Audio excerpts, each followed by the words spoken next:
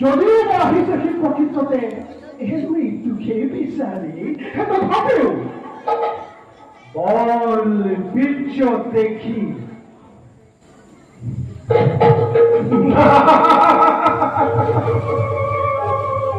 তোমার এখানে অপেক্ষা গুণ হয় তোমার